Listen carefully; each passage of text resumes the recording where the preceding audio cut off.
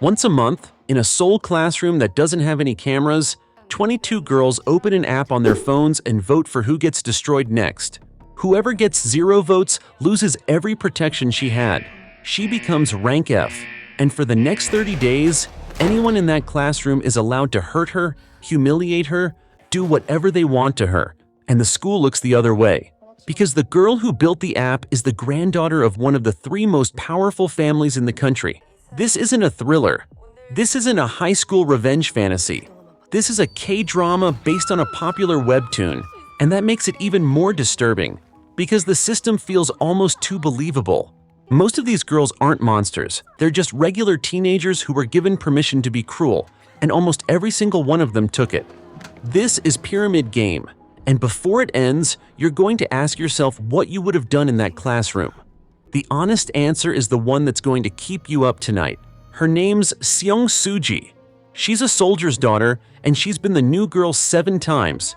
She knows the rules of survival in a strange classroom better than most people will ever need to. Don't make enemies. Don't get noticed. Find the middle. Blend in.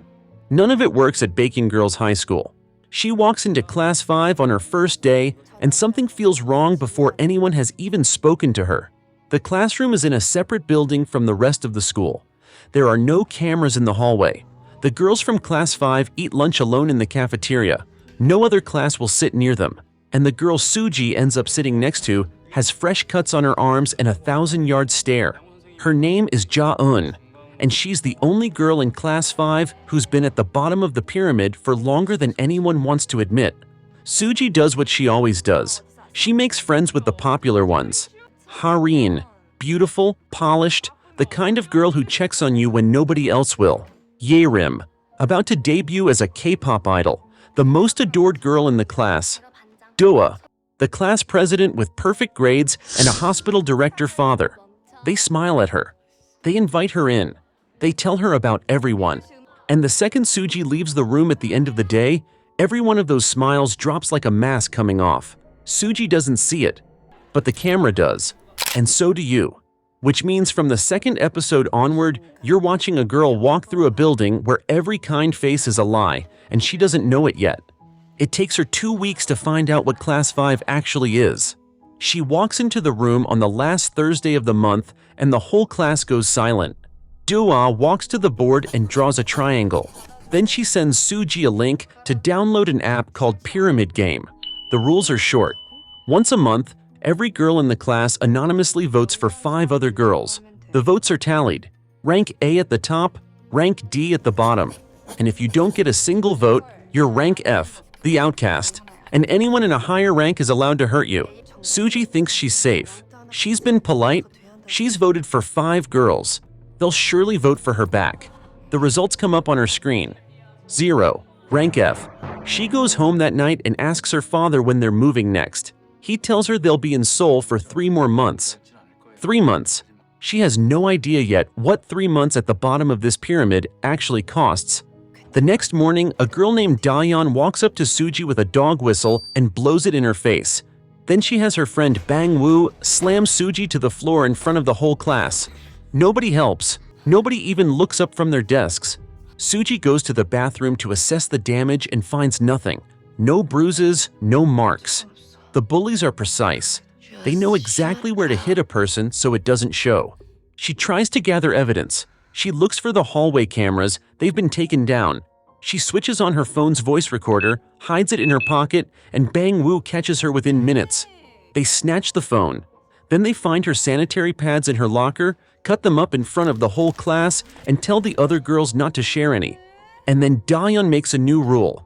From now on, anyone below rank A is allowed to bully rank F. The girls who pretended to be Suji's friends 3 days ago turn on her like they've been waiting for permission. Because they were waiting for permission. The cruelty was always there. The app just gave them cover. And this is where this drama asks you the first question it really wants you to sit with. If every girl in that classroom became cruel the second they were allowed to be, does each individual student actually carry the blame? Or is the system itself the real monster? Because if you give ordinary people permission to hurt someone and most of them take it, maybe the system isn't broken. Maybe the system is exactly what it was designed to be. Ja-eun's been at rank F for over a year. Suji finds out the hard way. She walks past the sports room one afternoon and sees Ja-eun tied up on the floor. Da-yeon and the others standing over her, laughing. Suji doesn't go in. She tells herself she can't afford to. If she defends Ja-eun, she'll be next month's permanent target. When the bullies leave, Suji walks into the room. She gives Ja-eun bandages and tells her to talk to her parents. Tells her to report it. Tells her to do something. That's when she sees Ja-eun's wrists. Old scars, new scars, layers of them. Months earlier, before Suji ever arrived, there was a girl in this class who walked into the same room with a knife pressed to her own wrist. Every other girl in Class 5 watched and did nothing. Ja-eun was the only one who stood up. She tried to take the knife away. The other girl turned it on her instead. Ja-eun took the blade to her own neck before she let it go. That's who Ja-eun is. She's the girl who walks toward people who are hurting themselves and tries to stop it, even when she's the only one in the room willing to bleed for a stranger. And the system rewarded her for it by leaving her at rank F for over a year. Suji approaches her. They're both at the bottom of the same pyramid. Suji has a plan to manipulate two rank D girls into dropping their votes, which would push her and Ja-eun up a level. Ja-eun refuses, not because she's scared, because she doesn't want anyone else to take her place. She'd rather stay at the bottom than push another girl down to save herself. Suji can't understand that. Not yet. She thinks Ja-eun is naive. She thinks anyone who refuses to play a rigged game is just losing on purpose. She's wrong, but she won't realize it for another 5 episodes. Because Suji's still trying to figure out who's actually running this thing. The bullies don't act on their own. They check with someone first. They always check with the same person. And she's been hiding in plain sight the whole time. Ha-rin, the kind one, the one who keeps quietly checking on Suji and telling her to stay strong, the girl who looks like she'd never hurt a fly. Suji starts pulling threads. Ha-rin isn't just a student at this school. Her mother is the principal. Her grandmother is the CEO of Baek Group, one of the 3 biggest conglomerates in South Korea. Baek funds the school. The school was built on top of an old orphanage that nobody's allowed to talk about. And the building that holds Class 5? That building is what's left of that orphanage. Ha-rin built the pyramid game. The sweetest girl in the room designed the cruelest system in the school, and every adult in the building knows. Suji figures it out and she keeps it to herself, because going against Ha-rin directly, at this stage, is the same as jumping off a cliff. So she tries one last thing: the adults. There has to be one adult in this building who'll help. She picks Mr. Lim, her homeroom teacher. He seems concerned. He pulls her into the staff break room privately, sits her down, and asks her to tell him everything. He starts recording on his phone, supposedly to document her statement. He turns on a kettle to make tea, and then he leans in close and tells her she needs visible scars to report school bullying. He picks up the kettle of boiling water. He hits her in the face. Ja-eun bursts through the door at exactly the right moment. She grabs the kettle. She throws his phone into the boiling water and destroys the recording. They run. On the rooftop, Ja-eun shows Suji a video. Last year there was another rank F girl named Woo-ri. She went to Mr. Lim for help too. He filmed her undressing under the pretense of documenting her injuries, then used the footage to blackmail her family for money. Woo-ri dropped out before the end of the year. She hasn't left her room since. Mr. Lim isn't a teacher who failed to protect his students. He's part of the structure. The school isn't bad despite the adults.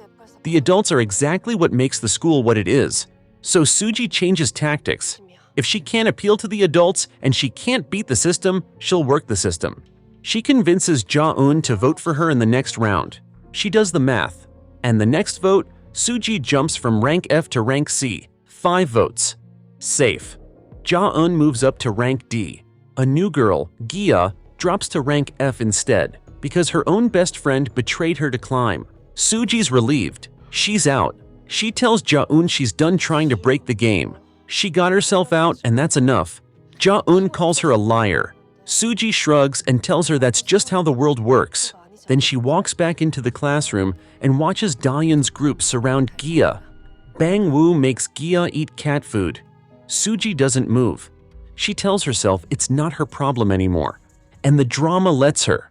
There's no punishment. There's no immediate consequence. She just stands there, safe, and watches another girl take the beating that used to be hers. And for a few episodes, she's fine with that. So here's the second question this drama wants you to sit with. If the system is rigged and the only way out is to step on someone else, would you take it?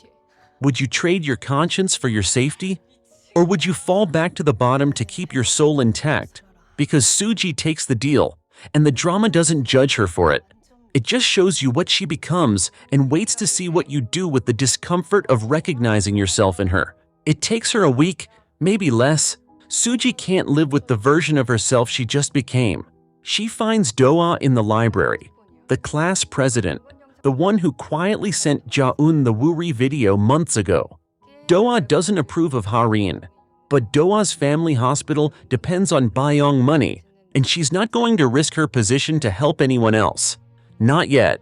Suji files that away. She goes back to Ja-eun. She apologizes.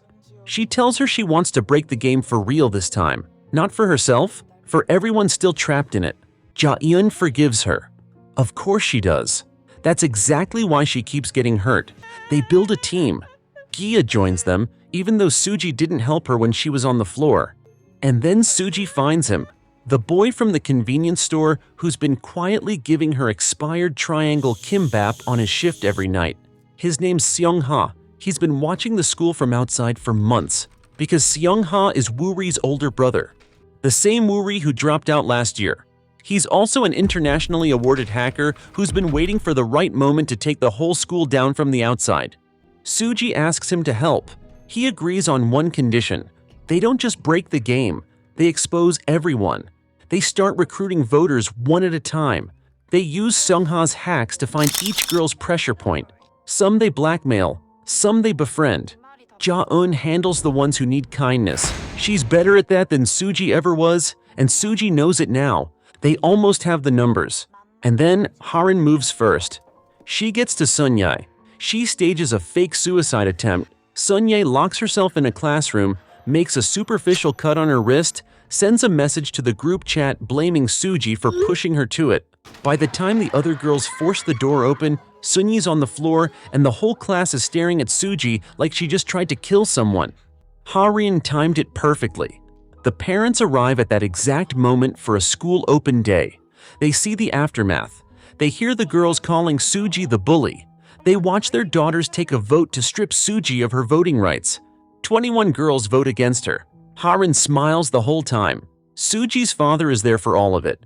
He watches a system humiliate his daughter publicly.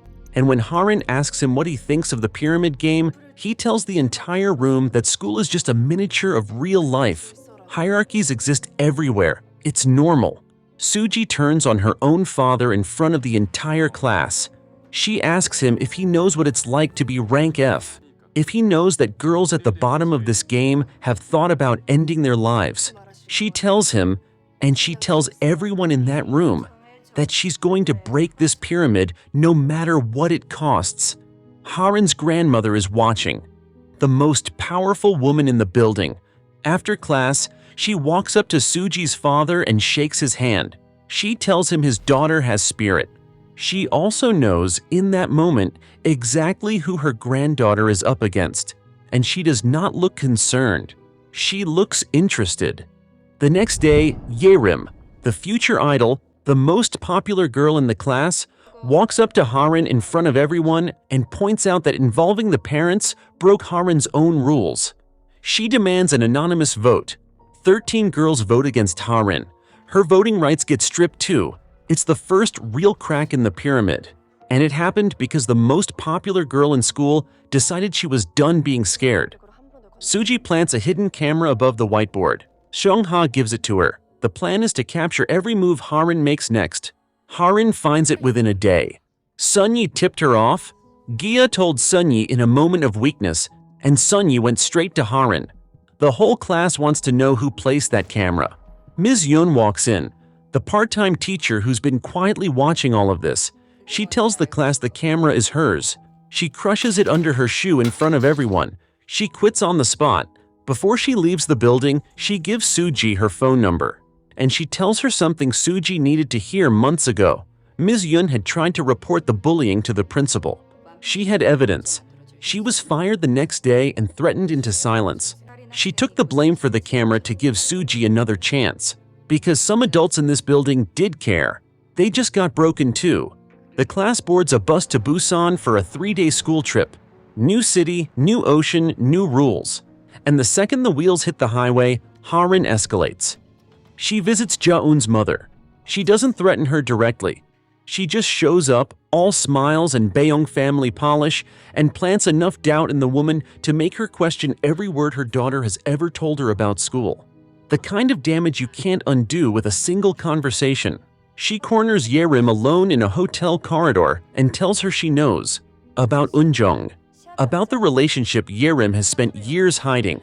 She tells Yerim that if she doesn't fall back in line, she'll out them both and end Eunjung's swimming career before it even has the chance to begin. And she bribes Suji's father's military superior to transfer the entire family out of Seoul. 3 months becomes 3 weeks. Suji doesn't know it yet, but the clock she's been racing has just been cut in half.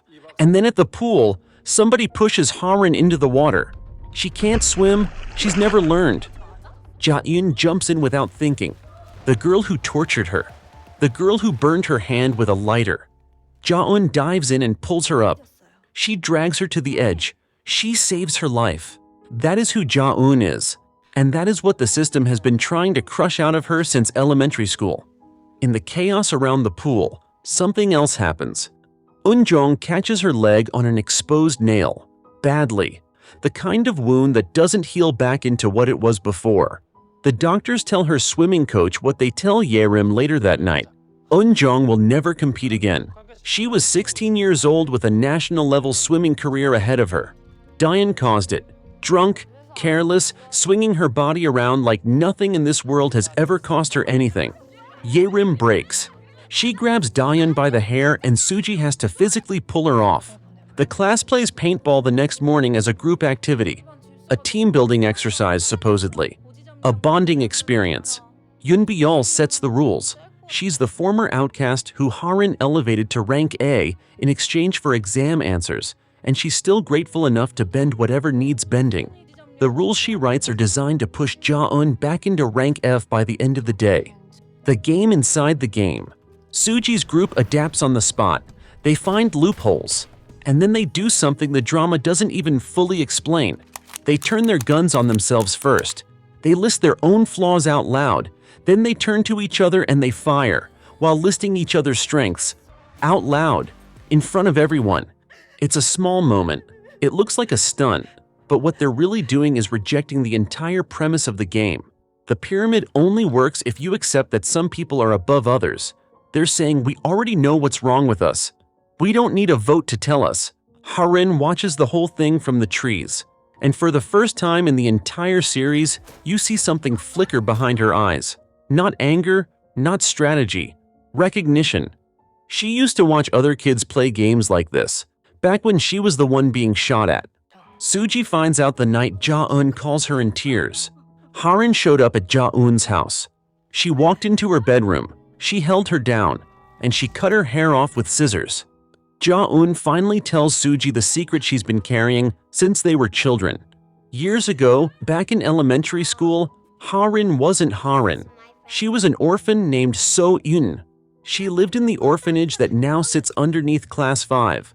The same building Suji and Ja-eun walked through every single morning, and every other kid there bullied her for it. Ja-eun was her only friend, and one day, trying to help, Ja-eun told the other kids that So-eun didn't have parents, thinking it would make them feel sympathy. It didn't. It made them worse. They burned So-eun with cigarettes. So So-eun studied harder. She danced. She did everything she could to make herself impressive enough that someone would adopt her out of that room. The Baeyong family showed up one day looking for a child. So-eun performed ballet for them. Ha-rin's grandmother chose her. Her adoptive parents never loved her, but her grandmother did.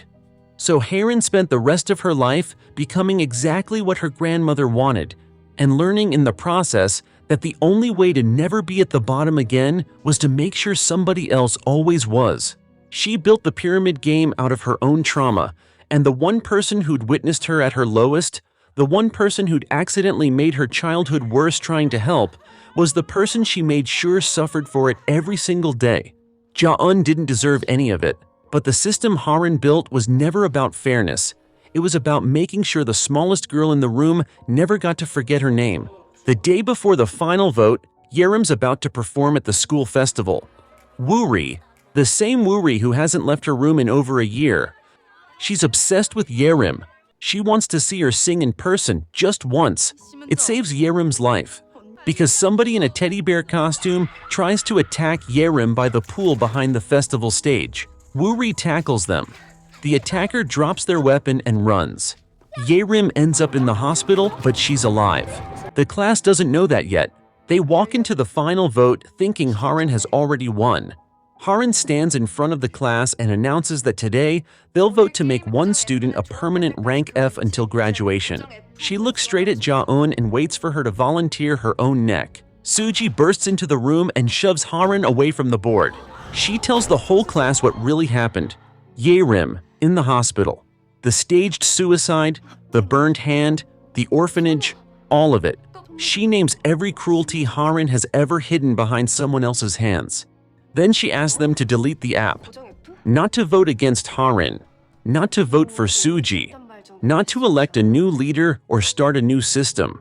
Just to stop playing. Just to step out of the game altogether. Ja-eun stands up first. She tells Ha-rin she heard everything. Heard her admit she was going to push Ja-eun to permanent rank F just to bait Suji into sacrificing herself. Ja-eun says she's done being the scapegoat. She deletes the app. One by one, the rest follow. They're one vote short of the majority. Dayan stands up, somehow still convinced she's part of this, and deletes the app like she's making a point. Suji tells her it doesn't count. Dayan's been expelled already. She isn't in this class anymore. Dayan loses it. She lunges at Suji. Ja-eun steps between them. Dayan turns on Ja-eun and starts beating her. And Ja-eun doesn't stay down this time. She fights back. She's stronger than anyone in that room realized she could be. The last vote comes from Doa, the girl who watched everything for the entire series and never picked a side. Doa deletes the app. 12 votes out of 22. The pyramid game is over. And here's the part nobody in that room knows yet. Doa was the one who placed the second hidden camera. Suji asked her to, and Songha was on the rooftop the entire time, live streaming the whole confrontation to the public. By the time the principal smashes the camera under her shoe, the footage has already spread. The whole country can see what happened in Class 5. And for the first time in years, the adults who built this system can't look the other way anymore. Ha-rin tries one last move. She lures Ja-eun to the orphanage where they grew up. She makes Suji come too. And then she forces Ja-eun to listen to every single detail of what the cruelty did to her. From the cigarette burns to the cold kimchi dinners to the nights she slept without a blanket as a punishment. And then she sets the building on fire and tries to take herself and Ja-eun with it. Suji drags Ja-eun out. Firefighters get Ha-rin out. All three of them survive. Barely. Doa's father, furious that his daughter became the public face of a scandal that was really Ha-rin's, leaks Ha-rin's entire history to the press. The orphanage, the adoption, the bullying she did from the inside. Every detail. The Baek family responds by announcing they'll annul the adoption and pull all funding from the school. They cut Ha-rin loose to save their own reputation. That's how the most powerful family in the country dealt with the girl they spent 15 years grooming to inherit their power. The second she became inconvenient, they erased her like she'd never existed. The grandmother who told Ha-rin she was proud of her. The woman who sat across from her at family dinners and called her a gift. She lets her go without flinching. She doesn't even look uncomfortable. Mr. Lim and the principal are arrested. Dayan, Bang-woo, and Solha are expelled and barred from elite universities. Sunyi loses her place on the national taekwondo team. Ha-rin ends up in a psychiatric hospital under a false name. Not a prison, not a courtroom, just a quiet room and a different identity, and the silence she spent her whole life running from. 2 months later, the school reopens under new ownership, a conglomerate called the Murio Group. New name, new uniforms, new management. The Baekhyun Girls' School is gone. repainted and rebranded and presented as something clean. Suji and Ja-eun and the others come back as seniors. They eat together. They laugh together. They graduate together. They keep the promise they made to each other on a rooftop months earlier to never stay silent again. And then 2 new students transfer in. Twin sisters. Daughters of the Murio Group CEO.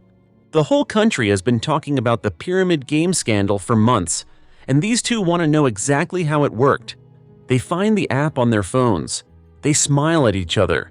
Because the thing about systems like this isn't that they end. They just change hands. What Pyramid Game does, what makes it sit with you long after the episodes end, is that it never lets you off the hook. Ha-rin built the system, but every single girl in that classroom kept it running. Every silent bystander, every kid who voted for the safe option, every adult who looked away, every parent who didn't ask, every teacher who pretended not to see. The only question was, who'd still be standing when it did? That was Pyramid Game, a story about what happens when cruelty gets a rulebook, bystanders mistake silence for innocence, and one girl decides the only way to beat the system is to stop playing it entirely. If this hit you the way it hit me, drop a comment with the question you can't stop thinking about, and subscribe, because we're recapping the dramas that actually mean something. See you in the next one.